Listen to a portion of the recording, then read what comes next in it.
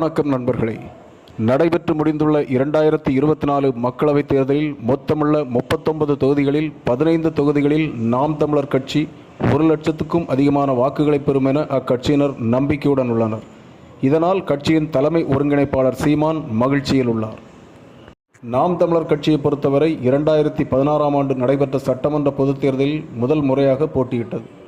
234 தொகுதிகளிலும் தனித்து போட்டியிட்ட அக்கட்சி 4,58,104 வாக்குகளுடன் 1.07% வாக்கு வங்கியை பெற்று 9ஆம் இடம் பெற்றது.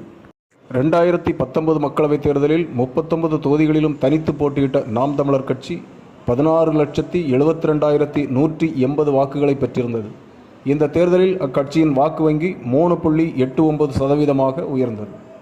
வாக்கு சதவீதம் தொடர்ந்து உயர்ந்து வந்ததால் 2021 சட்டமன்ற பொதுத் தேர்தலில் 234 தொகுதிகளிலும் மீண்டும் தனித்து போட்டியிட்டது நாம் தமிழர் கட்சி.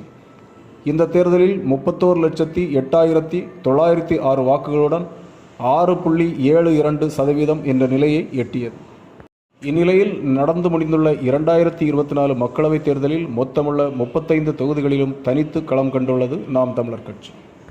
இந்த தேர்தல் முடிவில் 15 தொகுதிகளில் தலா 1,00,000 வாக்குகளுக்கும் அதிகமாக பெறுவதுடன் தமிழகத்தின் 3வது பெரிய கட்சி என்ற அந்தஸ்தும் தங்களுக்கு கிடைக்கும் என கட்சியின் முக்கிய நிர்வாகிகள் நம்பிக்கை தெரிவிக்கின்றனர்.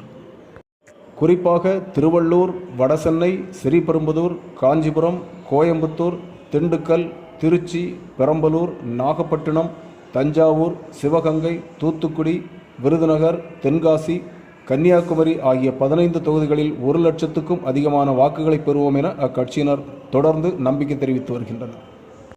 மொத்தமாக 12% வாக்குகளுடன் 25 லட்சத்துக்கும் அதிகமான வாக்குகளை பெற்று 3வது பெரிய கட்சி என்பதை மக்கள் மன்றத்தில் நிரூபணம் செய்து விடுவோம் என கட்சியினர் உற்சாகத்தில் உள்ளனர். நண்பர்களே, இந்த வீடியோ பதிவு பிடிச்சிருந்தால் லைக் பண்ணுங்கள், ஷேர் பண்ணுங்கள், மறக்காமல் சப்ஸ்கிரைப் பண்ணுங்கள். நன்றி, வணக்கம்.